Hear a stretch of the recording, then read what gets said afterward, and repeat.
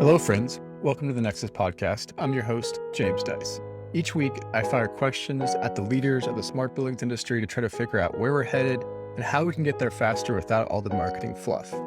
I'm pushing my learning to the limit, and I'm so glad to have you here following along. Before we get started, here's a quick note from our sponsor.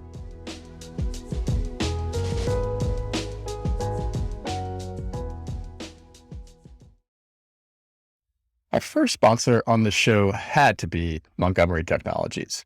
Their COO, Joe Gaspardoni, is easily the number one fan of the show. No offense, of course, to any of you other hardcore listeners out there, but Joe listens to every episode, sometimes more than once, and then he gives me his feedback via email, good, bad, or otherwise. Joe is a podcast host, and I think he's maybe a much better interviewer. Joe and his team would like to remind all of you of the importance of the network layer in the smart building stack. Technology installed in buildings places a heavy burden on commercial real estate operations teams.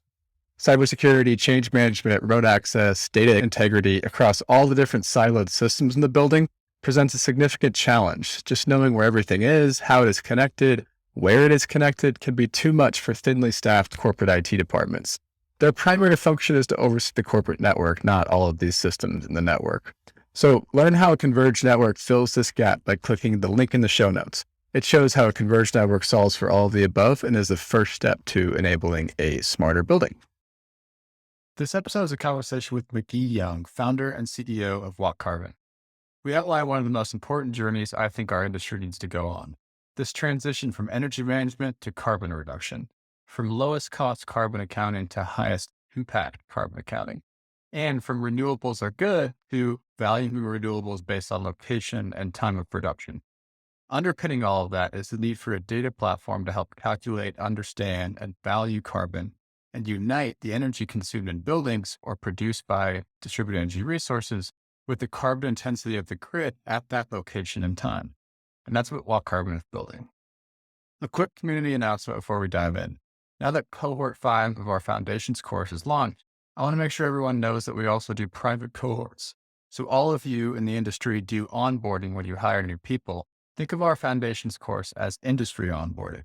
We host teams of 10 or more and teach the smart buildings industry to them in a private setting for your context.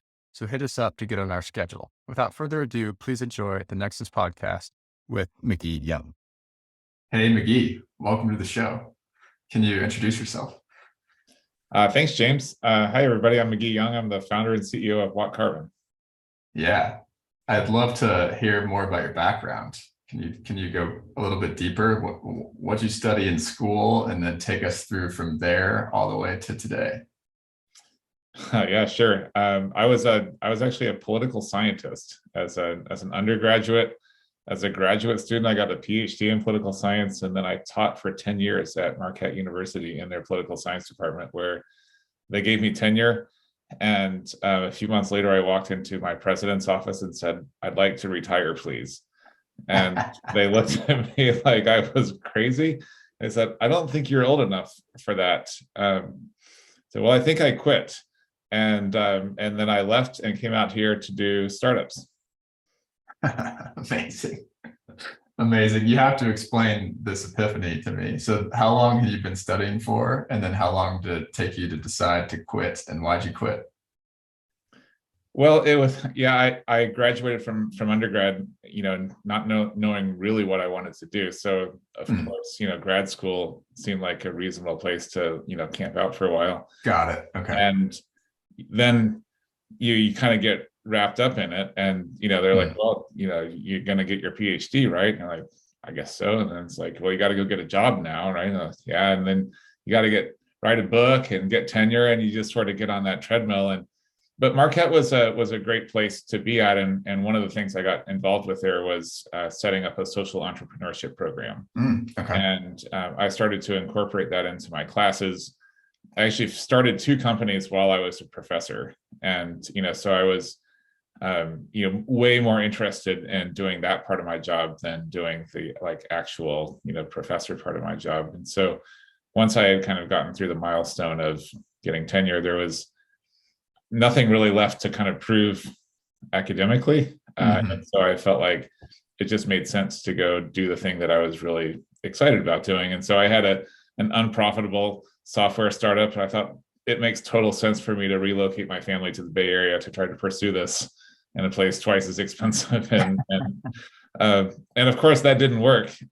But I ended up getting a job out here as the first employee of a company called Open Energy Efficiency, and which later became known as Recurve. And so I spent 5 years as the CTO at Recurve, building measurement and verification software for utilities to measure their demand side energy programs. And so that was really my, indoctrination into the depths of energy modeling and the energy industry in general. Okay, so how'd you go from political science professor to CTO? Explain to me how the educational process works to make that transition happen. So the funny, my kids make fun of me because, like, as a political scientist, you really don't have any skills, right? I joke that I'm a doctor, and it's like gets more laughs. But for the world of energy, I had started to learn software and to build software products as in my first couple of companies, so that I have sort of a passing familiarity with some of those principles. But really, in the world of energy and M&V, the bulk of the technical work is actually in the modeling, and a lot of the work that we're doing at Recurve was kind of regression based modeling, the same types of methods that frankly we used in political science to study elections and that. I see. So it wasn't actually, it was a lot of different acronyms, but that was also kind of like, as you get into the world of academia, you have to learn a lot of different kinds of esoteric concepts, and so energy sort of fits quite nicely in with, oddly enough, political science. And half of the work that we do is policy work. Right. So having a deep appreciation for how policy gets made, and understanding federalism and those institutional kinds of or ways in which decisions get made and executed on, and some of the limits that we have to being able to do things, really kind of paid off in a lot of ways, definitely at Recurve and certainly the work I'm doing now. Totally. So we had about a year and a half ago had Matt Golden on the podcast. So can you talk a little bit about maybe review for people kind of the work you did at Recurve, and sort of give us a sort of 30-second overview of CalTrack and the things that you guys developed there that were novel? Yeah, in the world of energy efficiency, M&V, the challenge that industry has faced is that you put 100 engineers in a room and ask them to measure the savings of a building, and you get 100 different answers. And the problem is that they're all right. And so when you try to build, so if you wanted to build markets around energy savings, it ends up looking like the ESCO industry with 200-page legal documents, describing how exactly you're going to get out of the obligations that you've put yourself into in the first place with the contracts. And so this was really Matt saw this quite acutely, that this presented a real barrier to being able to scale energy efficiency markets in particular, especially as we start to transition into these newer kind of forms of virtual power plants and flexibility markets, integrating demand response and energy efficiency. And so we had to really kind of figure out, how would you, if you were to standardize a measurement and verification calculation, and if you were to use hourly energy data so that you could really dial in the particular value for energy savings at particular times of day, how could you develop a framework in which that measurement and verification could be more or less universal, right? So that any organization that was delivering demand side energy savings could presumably participate in a market that was set up to do that.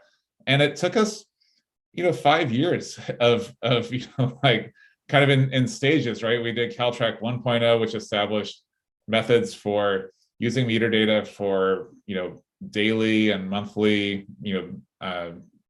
granularity of data.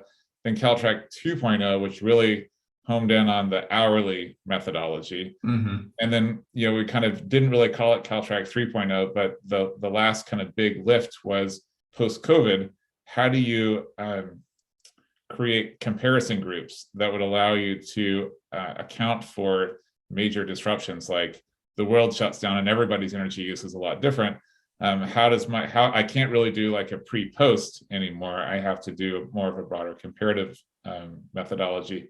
So how do you go find doppelganger buildings to the ones that you're looking at, so that you can kind of account for those external conditions as you're doing your M&B? So all of those became, kind of core to thinking about, okay, so what if you took that, kind of universality of meter-based measurement verification and weren't just thinking about it in terms of like energy markets or, demand side energy programs, but really like building decarbonization in a broader sense. And could we actually, since we're now generating revenue grade metered savings for energy programs, could we come up with a way to do the same thing for buildings for decarbonization that would allow us to invest in decarbonization broadly in buildings, right? Not just as a response to an energy price signal, but to the degree to which they're responsible for carbon emissions. This is 35% of our carbon emissions, on an annual basis is coming from our buildings. And so unlocking them as kind of assets, right, that like help us get to our net zero goals felt like a really awesome opportunity to go after. Mm-hmm. Yeah. And I'm sure as you and I have talked about in the past, you learned a lot about how, the traditional methods of measuring and calculating energy savings are a bit flawed, which we've discussed in this podcast and we won't fully get into. But I can only imagine you coming in from political science, and even if you understood regression and understood how it's done on that side, still coming in and like viewing it and going, oh, what's IPMVP? What's all of this ASHRAE standard 14 and all of that is a deep, deep rabbit hole. But you got bit by the bug, it sounds like. Yeah.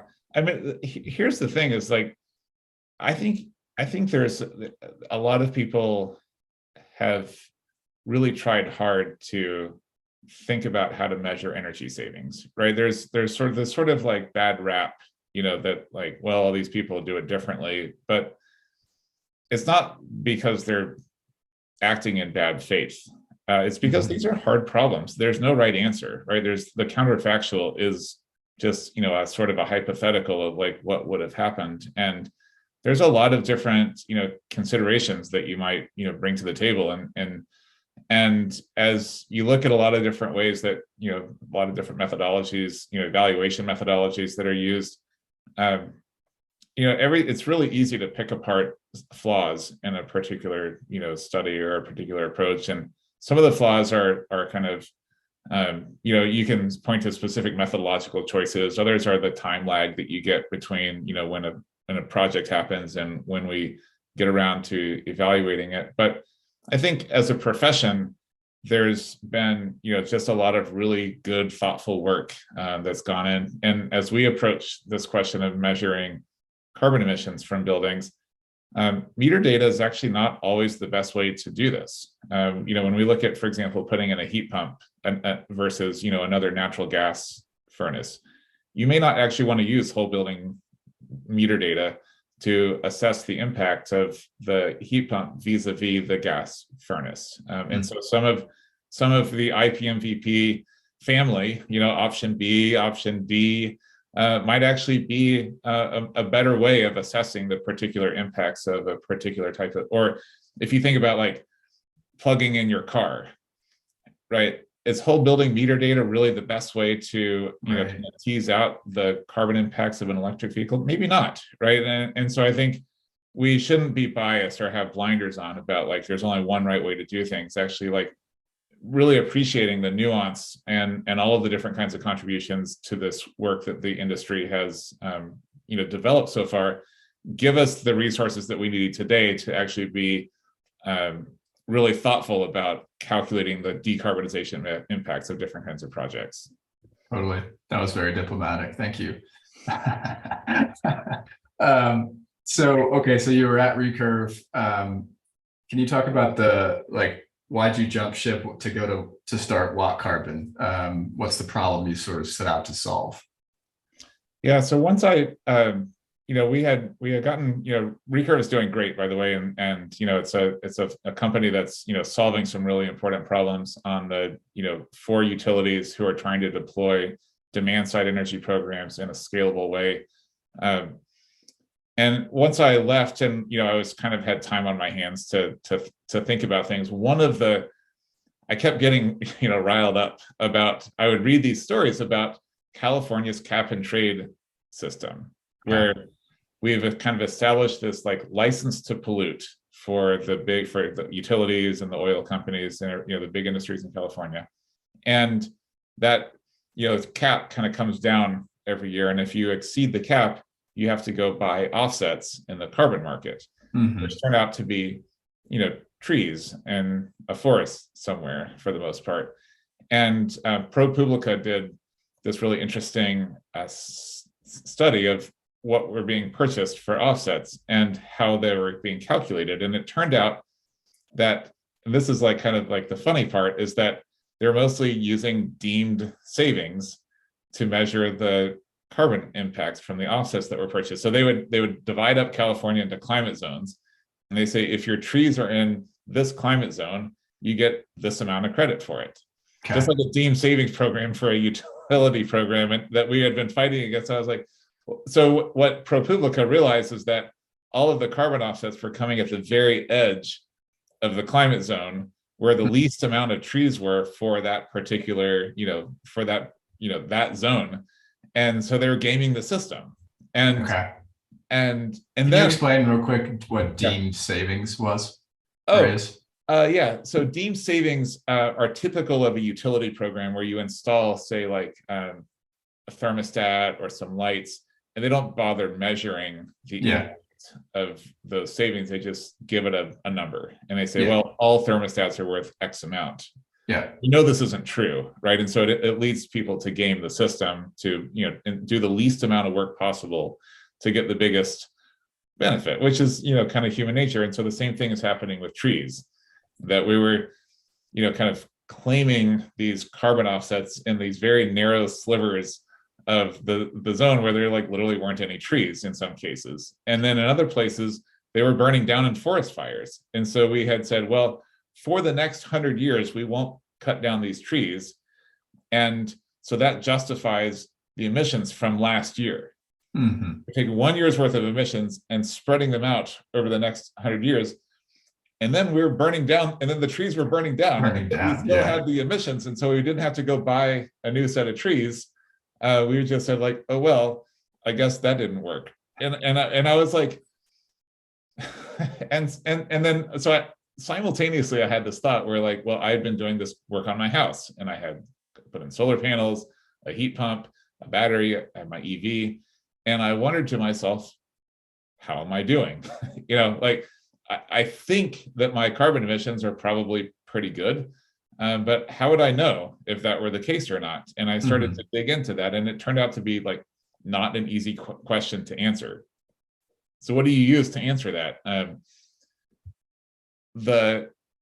For our energy efficiency calculations, the avoided cost calculator, there's a GHG benefit as part of the avoided cost, and it's kind of the same, pretty much, it's a single number that you add, that you multiply by. And so like, no matter if I was saving energy in the middle of the day or at night, I got the same GHG benefit. Right. That seemed wrong, right? Using kind of typical GHG accounting methodologies, I would take my annual energy consumption and multiply it by the carbon emissions of my grid on an annual basis. Well, that seemed wrong, and I have solar panels that feed back. So do I count my net metered energy? And plus, if I'm using zero energy during the middle of the day and all of my energy at night when my car is charging, does it matter that it's what time of day it is?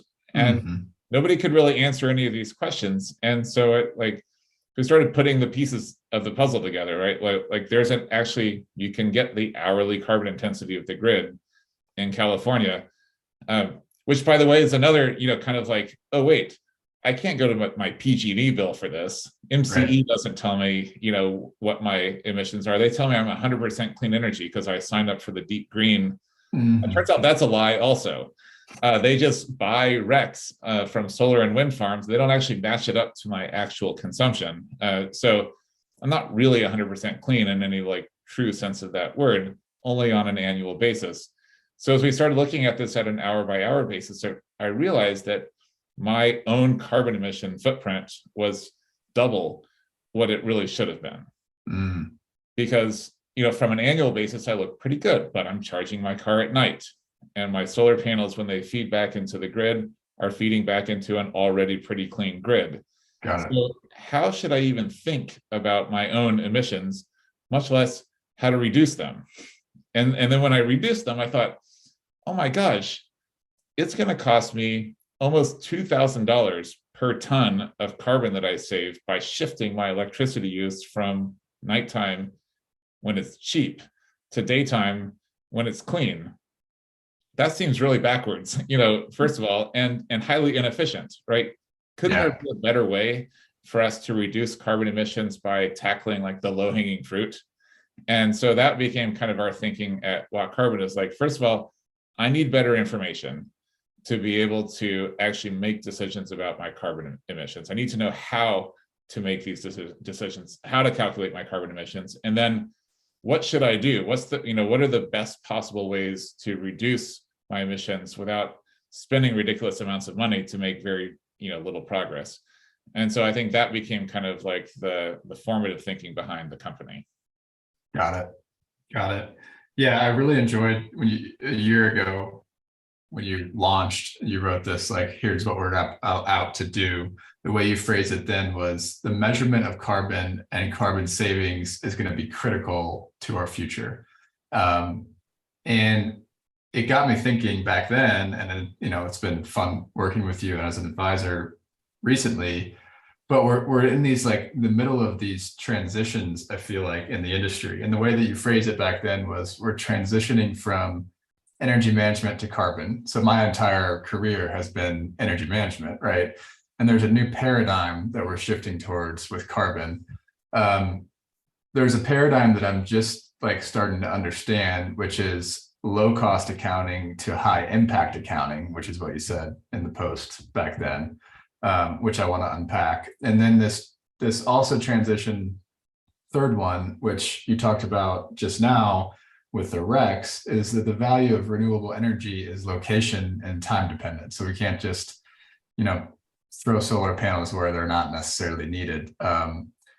So how much of that transition, like, where do you think we're at in those three transitions? Are we just starting them, or are we, further towards the end of those transitions happening?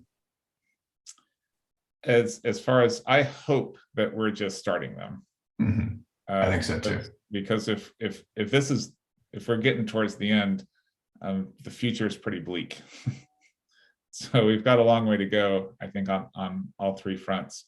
I would say that there's a lot of great progress being made. There's really, a lot of, I'm borrowing my thinking from lots of others who have been developing these concepts, and certainly we're not necessarily breaking, new ground necessarily as much as, trying to pull different pieces together from different, parts of the industry that maybe haven't. The demand side and the supply side are a good example of, two, intertwined parts of the energy space that don't ever really talk to each other all that much. Totally. We think about a VPP,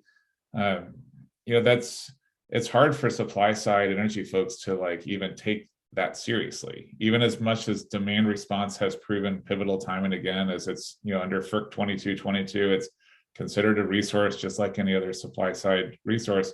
But there's still this kind of like, bifurcation of thinking and approaches in the industry. In emissions accounting, it's similar. You mentioned, scope 2 emissions, which are the indirect emissions associated with the electricity you're using from the grid.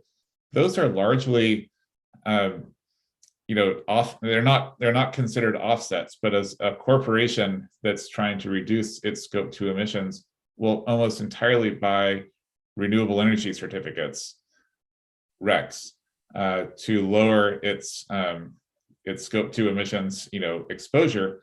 But the accounting for that is more or less done independently of the carbon emissions associated with the grid that those RECs come from. So if I'm offsetting energy consumption that's happening, say in Colorado, where you're at, that's a relatively dirty grid, with wind RECs from Texas or solar RECs from California, we're not really getting, the same bang for our carbon buck as we might be imagining.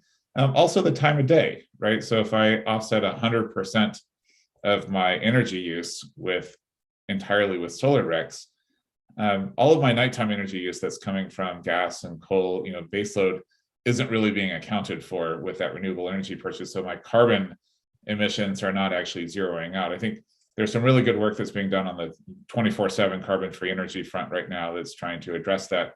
But that it's turned out to be pretty complicated, right? To being able to procure the exact amount you need at every hour of the day. Then what do you do with the solar in the middle of the day that nobody needs? Does it go unprocured? Exactly. You don't really shut your solar panels off, maybe batteries a little bit. So there's a lot of rethinking that has to get done, I think, still at the intersection of the supply and demand side, as we think about what does our renewable energy future look like. Totally. Let's talk about what you guys have built so far. So you're like a year into this journey. One of the things I think is really cool about what you're doing is connecting that demand and supply side, like you said, which is connecting real-time carbon emissions data from the grid to hourly energy data that the building is consuming. So can you talk a little bit more about what you guys have dug into there and some of the interesting pieces of that? Yeah, our experience on the measurement and verification side, suggested that access to data is one of the main barriers for any company that's trying to wrap their heads around this. Meter data is still too hard to get. Mission data, and Michael Murray are doing great work to try to open up. But I think I read somewhere is 98%. Michael just had a big release about still today it's way too hard to get hourly smart meter data out of most utilities that are already collecting it. So we actually went in a little bit of a different direction, where we started to build on the work that NREL is doing, again, in your backyard there. Some of our first work was involved modeling solar and wind production, where you weren't quite sure, this was sort of future projects that were going to be developed, and we're trying to get a sense of the what the production profile of those would be, or RECs that you were buying that didn't have an hourly timestamp, and you're trying to get a sense of well, my solar REC is coming from here in California, when is it producing, and can I kind of back myself into a rough calculation of when that when I should be how I should be attributing those RECs to particular hours of the day. And then NREL released an end-use load shape database last fall that provided calibrated load shapes for all sorts of buildings across the US, commercial and residential. It's a huge file. It's like 16 terabytes. And so we kind of worked our way through that, so that through the platform that we built, any building anywhere in the United States we could calculate roughly the hourly energy, the hourly load profile for that building, and associate it with the hourly carbon emissions from the grid that it was connected to get hourly carbon emissions for any building in the US on demand through the app, which was sort of like, that was game changing for us, right? Because that was like, okay, we can do this. And then we built our connectors to real utility data, so like utility API. So now we could provide this sort of like real-time accounting, as it were, of carbon emissions from any building in the United States. And I think that was like the moment where we're like, okay, we have something here. This is really cool. Now, what can we do with this? Yeah. Real quick, before you talk about that, can you talk about how most people get their emissions today? So if I'm XYZ building portfolio and I have I've added up all my annual kilowatt hours and therms for all my buildings, and now I need to take that and get to emissions. How do most people do that today? It turns out that even that like annual accounting that you're talking about there is aspirational for a lot of companies. And so they're not even getting that. But let's say you have an annual total kilowatt hour consumption and you're trying to calculate your scope 2 emissions. You would go look at the EPA website.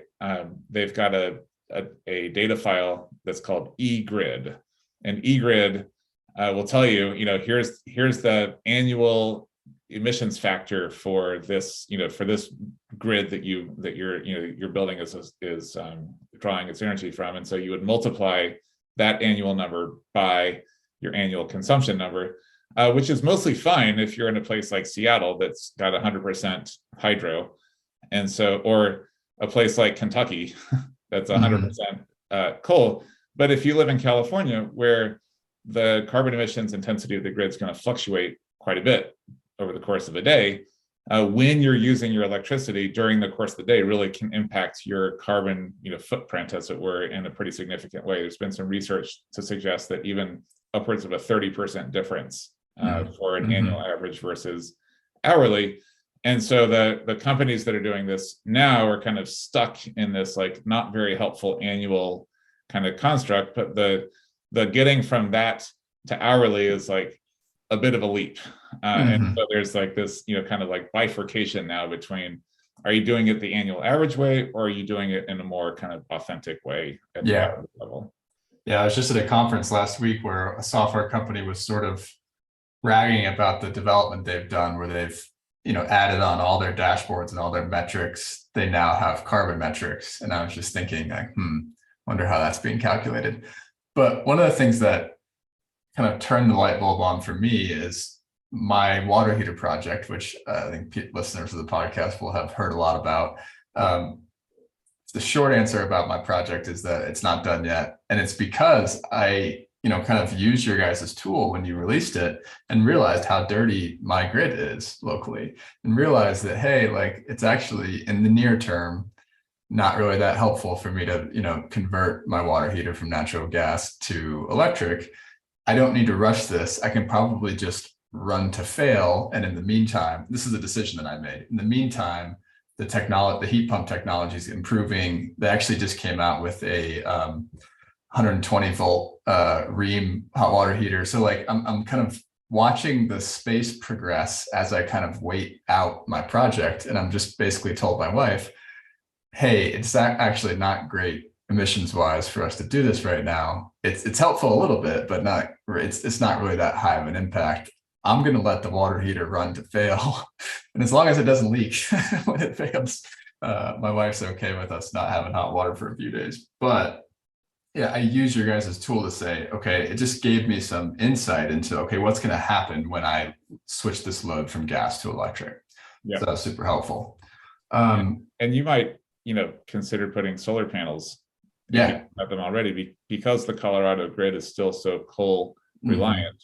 Yeah. That would be an investment there that would have a massive carbon impact versus, my solar panels are basically like, they're great, especially when the power goes out and, we need it. But like from a climate standpoint, I might have been better off putting my money someplace else to really make it, if that's where I wanted to sort of prioritize was, and then, just to kind of pick up on that point just a little bit, it's not, some listeners might say, oh, this is terrible. All heat pumps are good heat pumps. But the thing is like every single day in the United States, 20,000 heat pump water heater or gas-fired water heaters and gas-powered furnaces fail. 20,000 a day.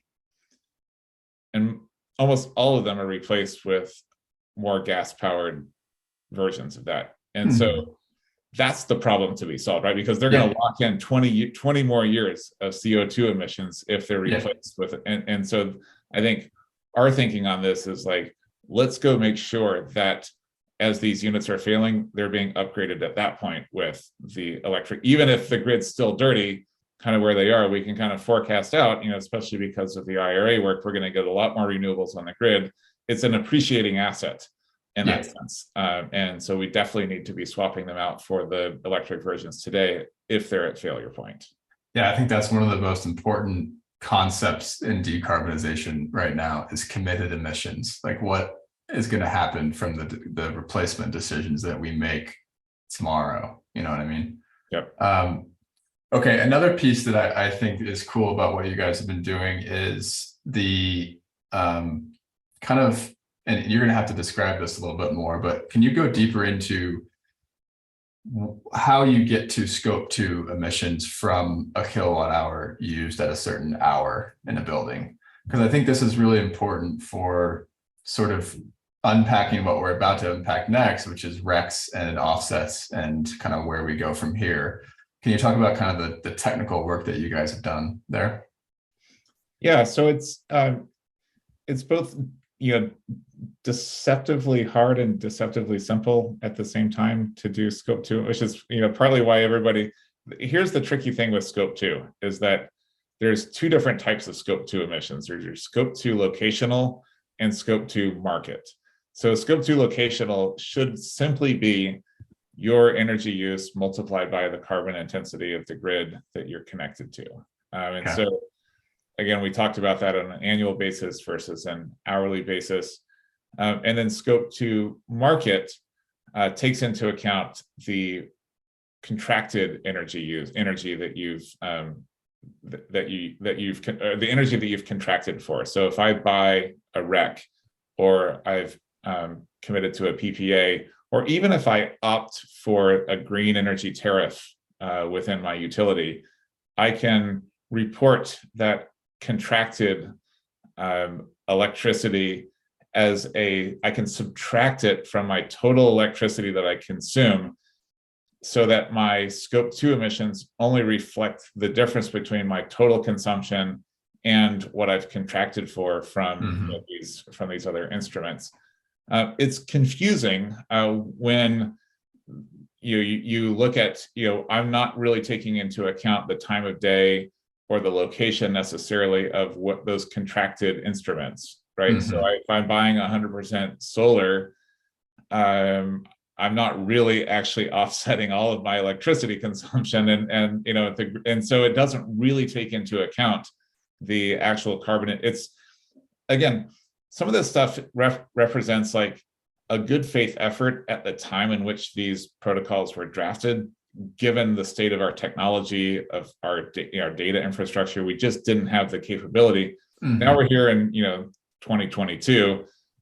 And I know that actually the WRI is actually starting to update its scope 2. They've just hired somebody to update the scope 2 emissions protocols. So this is work in progress, but some of the incongruencies in the reporting are a function of just technology is getting better, and our protocols are like kind of like circa 2010, of. So what's interesting about this is that if you start to think about this from an hourly standpoint, then you can optimize for carbon. And so if right now the guidance in the scope 2 emissions to say you should try to procure your energy from the area in which you're using your energy, and that way it kind of like roughly nets to the grid that you're part of. But maybe I want to procure RECs from Kentucky. And I live here in California, so like if I bought RECs from Kentucky, certainly solar power is going to displace dirtier energy in Kentucky than it is in California. And we can kind of keep track of this stuff on a locational and an hourly basis. In the protocol terms, this is the residual grid mix. What's already out there on the grid that you're interacting with? Same way that you might think about demand response as another way in which you could specifically target dirty times of the day, contract for demand response, during the or the clean parts of the day, right? So you use more energy when the grid is clean, don't use as much energy when the grid is dirty. What if you created a REC around that, right? Around demand response. And so you are really targeting your purchase, as it were, of energy to coincide with reducing energy loads when the grid was dirty and increasing them when it's clean. So I think there's a really interesting kind of story here around carbon accounting, that as we have better data systems in place, and we're being more thoughtful about, identifying particular times in which, we might impact the grid one way or the other, that we can be more targeted and thoughtful in our approach. Totally. Love it. The third piece that I wanted to highlight about kind of what you guys have built in the last year is the data platform and sort of API strategy. So can you talk about sort of the data infrastructure here in a way that's kind of all we've been talking about so far, right? Can you talk about some of the use cases you're solving for today for some of these early customers and kind of where that could go in the future? Yeah. We, part of the work of doing a lot of this data, we call it data munging, where you have, different data sources coming in. They all have sort of problems with, by themselves, right? Time zones are wonky, or you're missing data, or you have outliers. And every time you add a new data source into the mix, you have to sort of go through that whole process again of like cleaning and then matching it up the right way to the other data that you're trying to get. And in the world of buildings and energy, you have sites that have multiple meters on them that might be sub-metered. And so you're trying to, create your hierarchy of relationships, and then maybe single out how much is my HVAC driving my carbon emissions, from the building, or I've got a bunch of buildings in different places. I'm trying to like put them all in together in a portfolio, and this one's on this grid and this one's on that grid. And it just really quickly becomes a hot mess. But then throw on the RECs that I've purchased, and other, like it was really obvious early on that companies that have struggled even just to figure out their energy bills, right? Yeah. Like there's this whole, the pre-existing condition here is like we're having a hard time just managing our energy spend, and I'm going to throw on this complexity of carbon accounting on top of it. Like, forget about it, right? But there's a last mile problem here, which is to say that like all of the guests on your show are solving, for the most part, they have a customer at the end of that who's, not a grid carbon emissions expert, who hasn't read the GHG protocol, who doesn't even, again, sort of barely understands their own energy spend, and is now counting on this relationship that they have to help them navigate this new world that we're in. We're no longer managing around energy, we're managing around carbon. So what does that mean? And so there are companies out there and individuals in these companies who are doing wonderful work to illuminate, how carbon can impact investment decisions into buildings and all the rest, who are engaging employees, who are, creating reporting infrastructure for, for different regulatory frameworks, but who aren't data scientists, who aren't data engineers by training, and don't want to hire a staff of 8, 10, 12 data engineers and spend a year kind of building all the infrastructure you need to do this the right way. So if as an industry, we want to be serious about carbon accounting and drive, carbon related outcomes, we have to have some sort of like way to actually wrap our heads around, what's actually going on.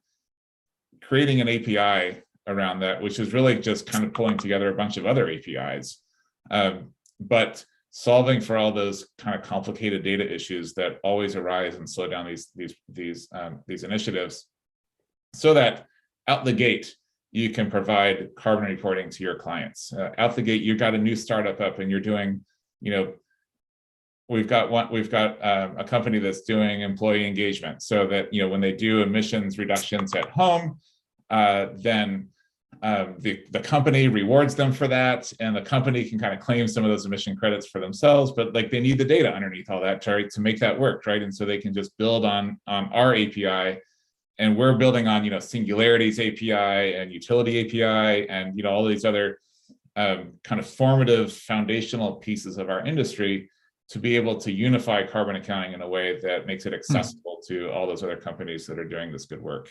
Yeah, and that was my first thought. Like I said last week at this conference I was at, is I feel that there are a ton of application providers out there and data layer providers that should be connecting into your API, basically saying like, okay, I have energy data right now. If I want to turn that into carbon and I do it myself, it's going to be wrong. So I might as well, provide it in the most accurate way and kind of build on everything that you guys have already built. Can you talk about the importance of transparency in these calculations? Because that's a sort of a tangent, but an important one to that conversation, which is you could do it in a black box way, or you could do it in a way that says, I've covered all these different edge cases and I've done it in this way, and here's my math, and here's how to calculate savings and that type of thing. I know it's one of your sort of core values. So can you talk about that piece? Yeah, it became really evident when we were building the markets at Recurve that if you weren't doing this in a transparent, reproducible, auditable way, that nobody would trust your numbers.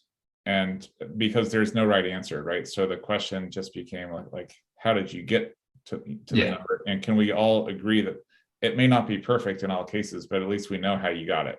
And this is the least wrong way to do it. Yeah. And then if you open it up to, like, we got a lot of really great input from folks that improved how we, the development of Caltrack was a consensus process. And as painful as that was, I owe a lot to Ken Agnew and, the people who have been doing this for 20 years, who, beat it into us that we needed to do things, better. So with carbon accounting, it's quite similar, right? There's unfortunately a lot of greenwashing that happens now with different ways of kind of accounting for emissions or emissions reductions. We saw this with the carbon offsets, with the trees in California that didn't really exist. And if we're going to be serious about decarbonizing buildings, then we should be transparent about the methods that we use, the data we use to come up with the numbers that we use.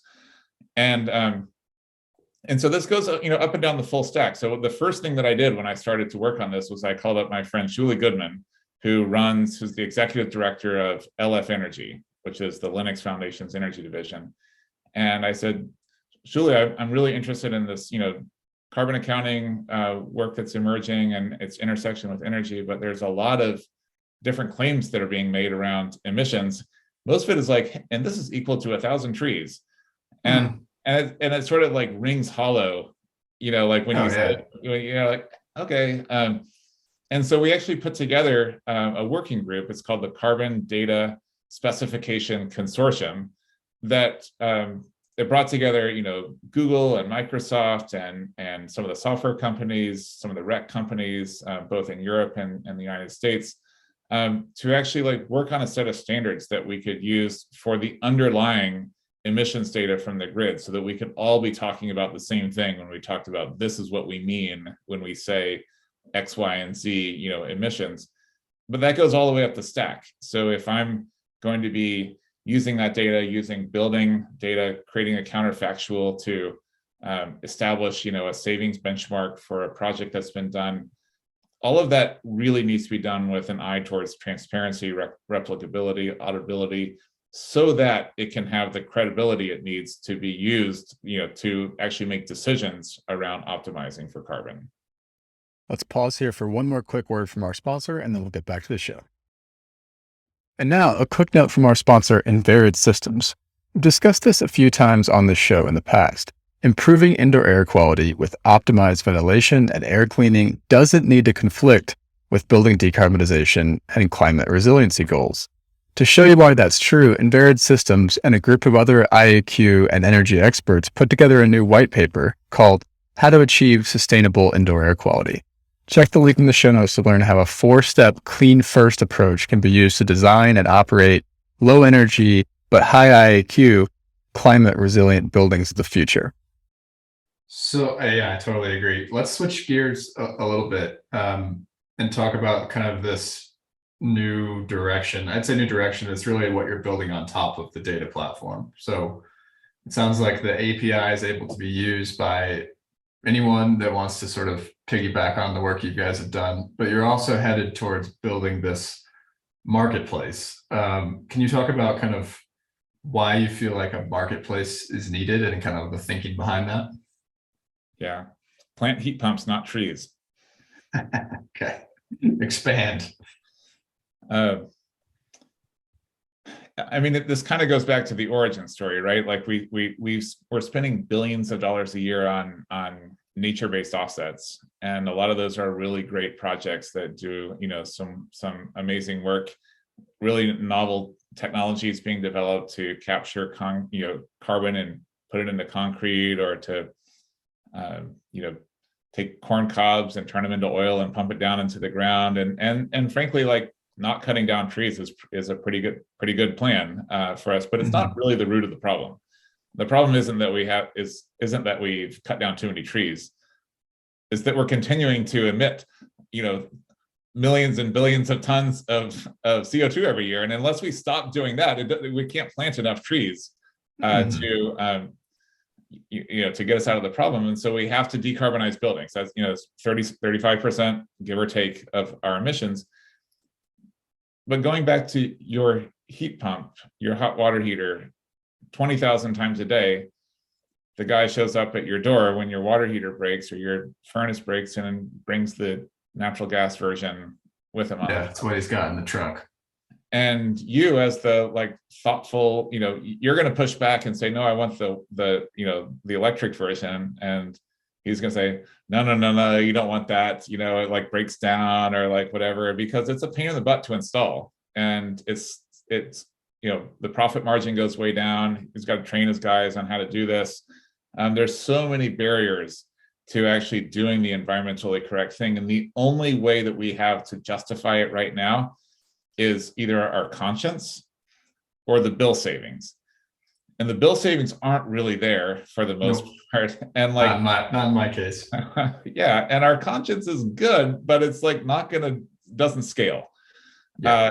So how could we think about maybe then taking this idea of, okay, like, let's spend money to get an environmentally beneficial outcome, like not cutting down trees, but think about that, but buildings as a source of our offsets.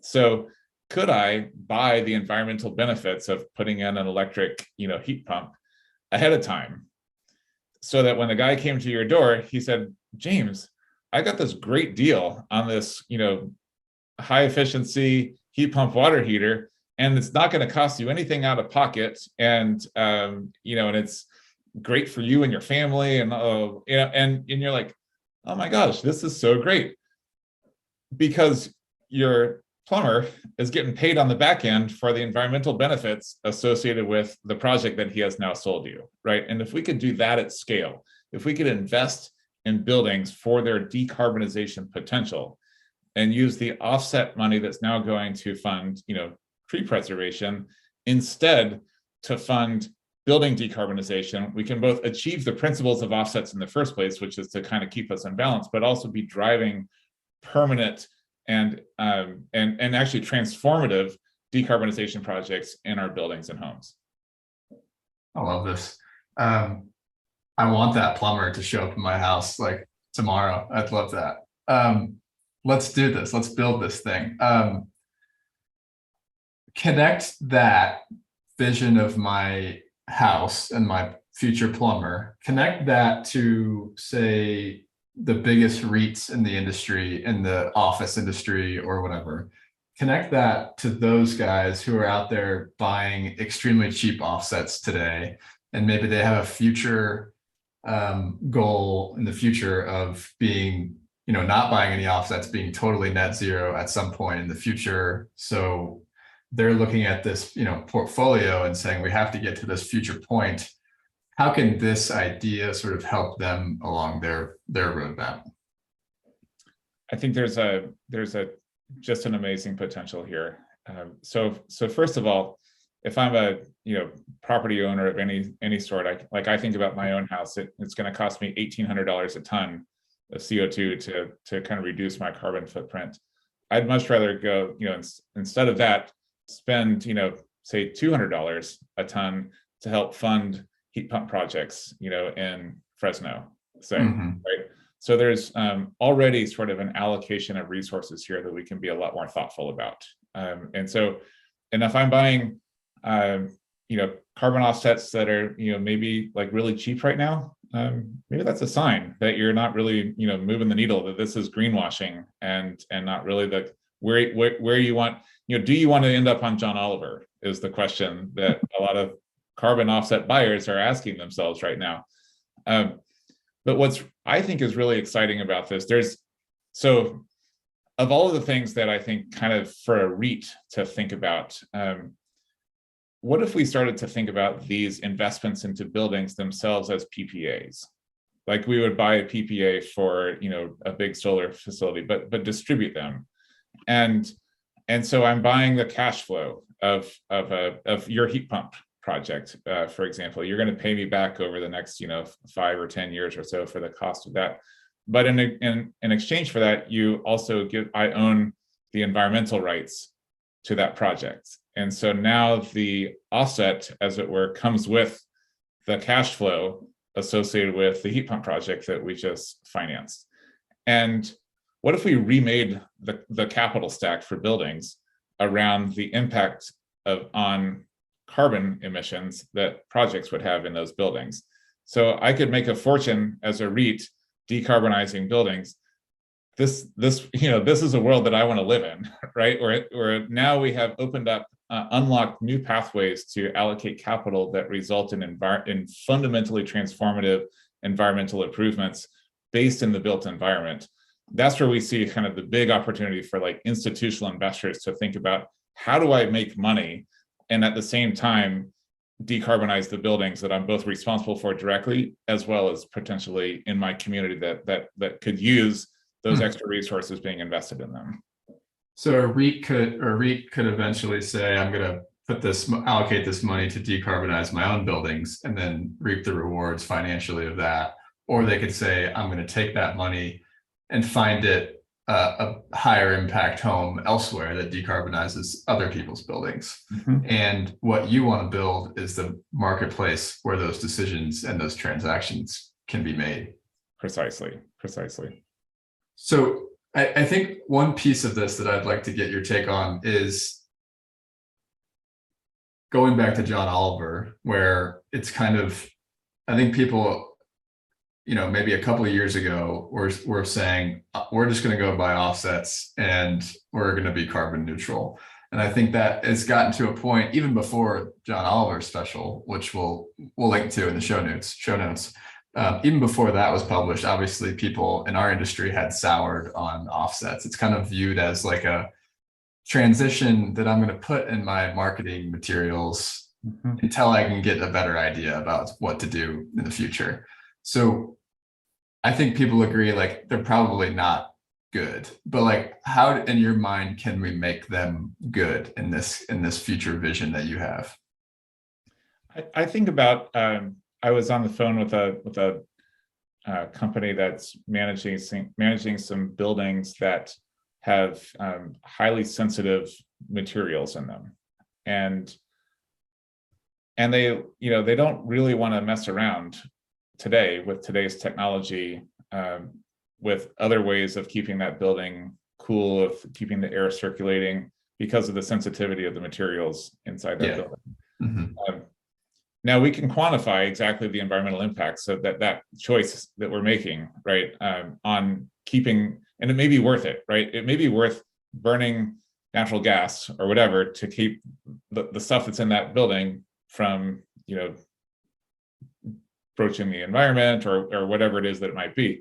But it doesn't mean that we have to sort of ignore that we could take that and we could offset that impact that we sort of are okay with having with a reduced impact someplace else. So if I put a heat pump into your house and to 1,000 other houses, that might equal the impact that building is having. Now that building is going to keep having that impact every year. So we're going to have to find more and more heat pumps, to put into buildings year after year that will have permanent reductions in emissions forever, because we're probably not going to go back to not heat pumps, once the useful life of yours is up. And so actually we think about this as a trade-off between, there are some uses of fossil fuels that we're going to be okay with. And if instead of trying to mitigate that by saying, well, let's not cut down a tree and then it'll absorb the CO2 that's emitted, let's actually use that to make an investment into actual decarbonization, we end up having actually, it's like a transformative effect. And if we did it today, like what if every single organization on the planet today committed to net zero today and spent all of the money that would be required to like, eliminate their emissions impact today on decarbonization? They just said, like, we're just going to put all of the money now into decarbonization. The transformative effect globally would be like something we couldn't even contemplate, right? And for sure, we're going to have to like cut down on some of those. We're going to have to eventually, drill and burn less oil, and we're going to have to stop, burning coal. But in the interim, there's so much that we can do to clean up our environment, to transition to more sustainable systems, that the amount of capital that we could harness right away through offsets might just be what we need to make it to, to next year and to the year after, to keep hitting those interim goals on the way to a sustainable planet. Totally. Talk to me a little bit about cost. So I had someone tell me that last week that they're buying offsets for $8 a ton or something like that. Where is that number if it were high quality decarbonizing a building? Where should that number be at? In other words, what I'm getting at is like, how can we get people to understand the cost increase to go from greenwashing offsets, which I have a feeling that $8 per ton number is probably in that category. But like, what's the high, like what should people be spending on offsets that gets them actual decarbonization in your mind? Or how does that even calculation to get to cost? What are the factors there? Yeah, I think about when I was in college and we lived off of 25 cents a package ramen noodle soups, right? Yep, that you can feed yourself with that, sure. Amazingly, like sustained ourselves on that for a shockingly long time. Probably not the best longer term strategy for help. That's like Yvon Chouinard, the CEO of Patagonia. He lived off of dented cat food cans when he was a dirtbag in Yosemite a long time ago. Yeah, again, doable, but not maybe sustainable. The social cost of carbon has been recently re-estimated to be somewhere in the neighborhood of $150 per ton. Okay. That strikes me as a more realistic figure. But the thing about decarbonization is that it's not cheap, right? Like it costs a lot of money to put in, heat pumps and solar panels, and even if if you can make the investment and have a longer term ROI that pencils out, there's still a cost of capital, and I think that we're fooling ourselves if we think that $8 a ton is going to get us very far with actual decarbonizing buildings. We have this avoided cost concept in the energy space. For a utility, in order for it to make sense for a utility program, it has to like pass the avoided cost test. But that's a very different test than the achieve our policy goals test. And so when we think about decarbonization, we should be thinking about the cost in terms of like, what's it actually going to take to be able to decarbonize buildings? And it's probably going to be closer to that $150 per ton than the $8 a ton. Now, if you want it for cheap, then you just buy the whole project and have, take on the risk of that repayment over time. And there'll be some bill savings. There'll be some other ways in which you can make those numbers pencil out. But it's kind of like in the world of software development, there's good, there's cheap, and there's fast, but you can only pick two. And so in the world of carbon offsets, if you're anchoring on cheap, you're probably sacrificing, on one of those other areas. Absolutely. Okay, so you guys are planning on building out this marketplace where the supply side is people that are doing out there, contractors or developers that are out there doing decarbonization projects, like the plumber that's going to install my water heater, like that. That's the supply side. The buyer side is like the organizations that are looking to, get rid of their carbon emissions, right? So can you give me some more examples of the supply side? Because we've been talking about heat pumps this whole time. What else might this marketplace be filled up with, all the different ways in which decarbonization in buildings can happen?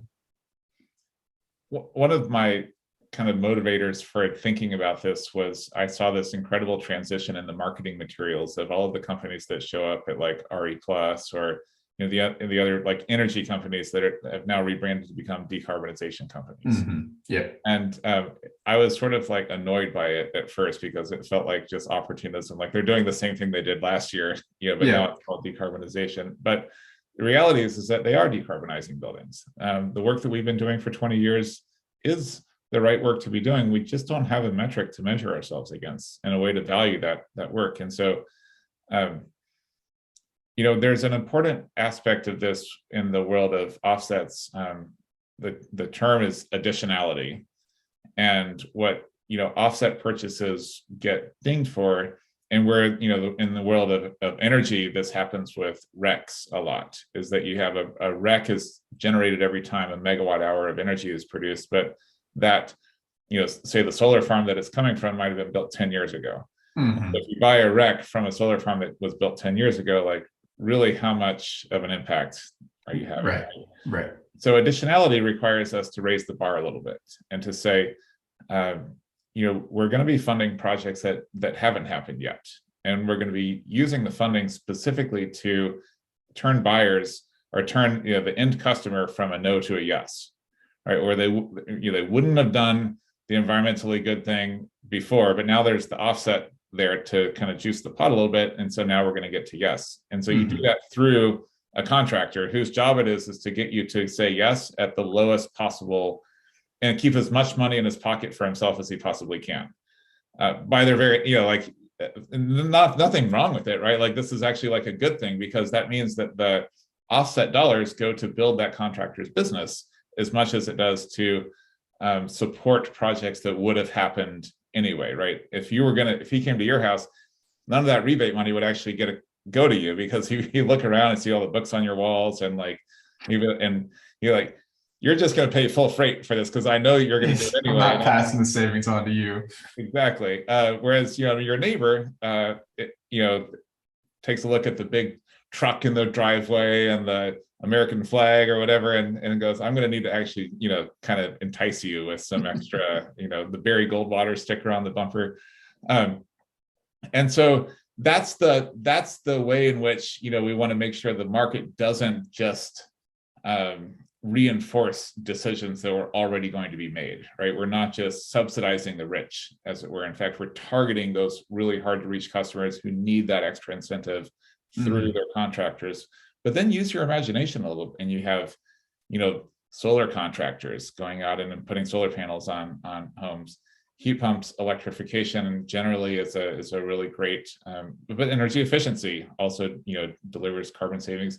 Demand response, so we're putting in batteries, smart thermostats in commercial buildings. All of the controls and lighting systems can now be optimized for a carbon signal, and not just an energy arbitrage signal or lowering your bills. And so we're really excited. We've been meeting dozens of companies, in the last month or so as we've been working on this, who I've actually been quite surprised by the diversity of and ingenuity that's already out there in terms of like clever ways of thinking about how to get projects into buildings that result in real carbon emissions. And I'm actually kind of excited to be able to showcase more and more of them, that people don't really realize that the good work that's getting done already, and to be able to drive more revenue into them for the environmental benefits that they're delivering feels like a win-win altogether. Totally. And then not only ensure for additionality, but like you said earlier, ensure that energy that's being pumped into the grid, or lack of energy that's being consumed, is matched with the location emissions, right? And the temporal, or as I say it, the time of day that the emissions are happening. So the ability to then match that project with what your data platform is calculating as the carbon emissions is the key. Yeah, it totally. And where it gets really interesting within the platform is that we can pull in the data from the buyers themselves, right? So you're, say Walmart, you load in all of the, energy use data on an hourly basis from all of your buildings across the country, all of the RECs that you've purchased, all the PPAs that you've purchased, and now you have new portfolios of carbon offset projects that have the same hourly locational accounting as all of your buildings. And so it looks like just another way to manage your energy spend and your carbon spend, but with buildings that are with projects that are happening in your communities.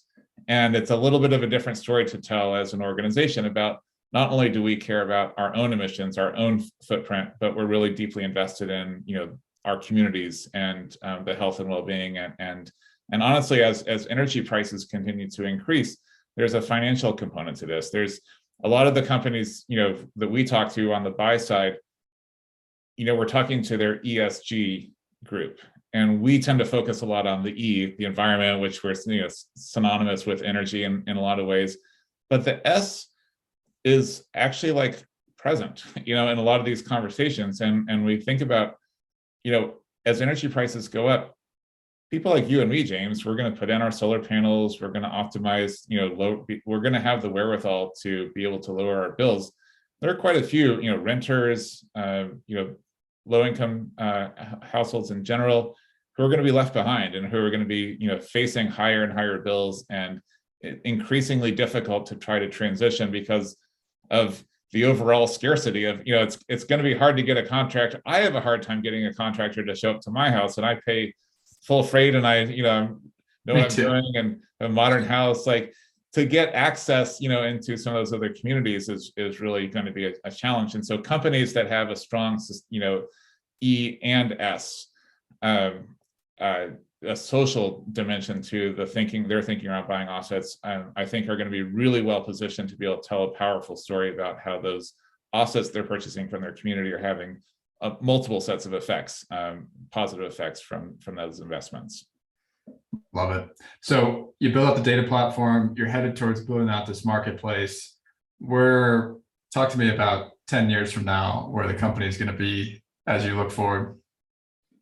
Yeah, we're, as a startup, you always have to take it one day at a time and, focus on the next thing. But in 10 years, most of our midterm net zero goals will have been not met. And, as we think today, we have still a little bit of luxury. It's not that hot in the summertime. The storms aren't that bad. We're about to see a huge hurricane hit Florida. We saw a summer of climate catastrophe, across the planet. This is the mildest weather year we'll have for the rest of our life.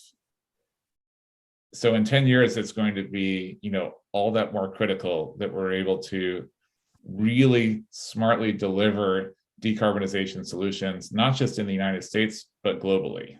And so obviously we want to be able to focus on the things that we can focus on today, which typically has a US focus, but I'm really excited about, like, how do we decarbonize Mexico City, or, Lagos, or, Bangkok, or, there's, the challenge ahead of us is almost overwhelming in a way. But if we can start to leverage capital in a smart, thoughtful way, I think we can have an impact that goes far beyond our own borders to be able to improve the lives of the billions of people who are going to be really affected by climate change over the next decade. Love it. I'm excited about this. Let's close with some carve-outs. I'd love to hear something that you would think people should check out these days: book, podcast, TV show. I know you don't listen to podcasts, movies, documentaries, etc. What should we point people towards? Geez. Well, my one vice is NBA basketball. So I'm really excited for the upcoming season to see if the Dubs repeat. You guys have a good team in Denver there, so that will be an interesting. I think right now I like to watch. If I watch TV, I love kind of entrepreneurial themes. Breaking Bad, for example, is a good. I'm watching Narcos Mexico right now, which is the story of the Mexican drug cartel. It builds on the first Narcos, which was the story of the Colombian drug cartel, but the Mexican drug cartel is a fascinating look at the mid 80s, the transition from kind of like local marijuana, what do they call it? There's just these local distributor organizations that are trying to sell weed to American kids, and all of a sudden they get organized, and it's a founder story, right? This guy, talk about like scale, right? These guys, scaled to billions of dollars in revenue in just a few years. They diversified to cocaine and started working with the Colombians, and it's a classic entrepreneurial tale with it's like more interesting in a lot of ways than the kind of stuff that we work on, right? And the stakes are a little higher, so there's a lot of murder and the guy's like definitely stressed out, right? So it makes me feel like, okay, my job's not that stressful. At least I don't have like all these people trying to kill me on a daily basis. You're not on the other side of the law. Totally. Highly recommend Narcos Mexico if anybody's into entrepreneurial TV shows. I love it. Okay, so mine, I'm going to share a couple. One is I read 1 to 10. It's a book by former podcast guest Rags Gupta.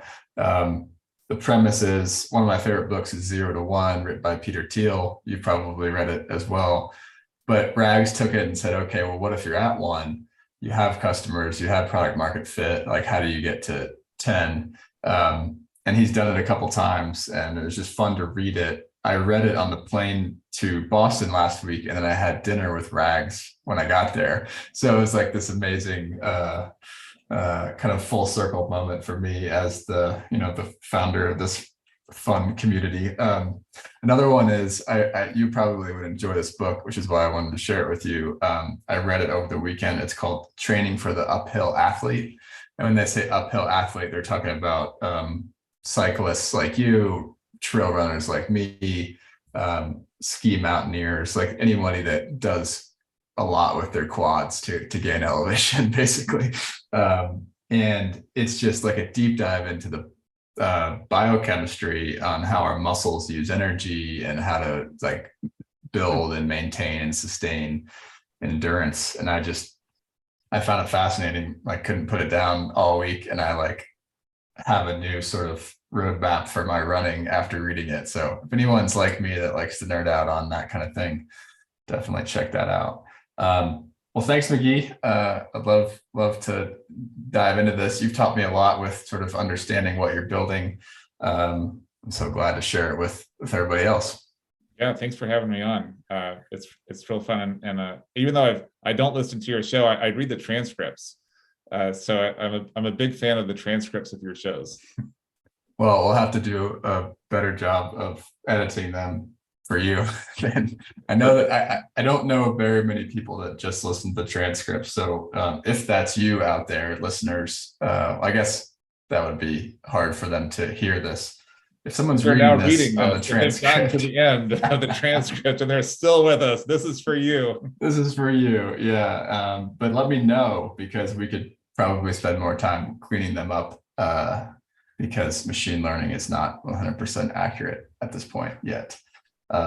Anyway, thanks so much. Talk to you soon. All right, thank you. All right, friends, thanks for listening to this episode of the Nexus Podcast. For more episodes like this and to get the weekly Nexus newsletter, which, by the way, readers have said is the best way to stay up to date on the future of the smart buildings industry, please subscribe at nexuslabs.online. You can find the show notes for this conversation there as well. Have a great day.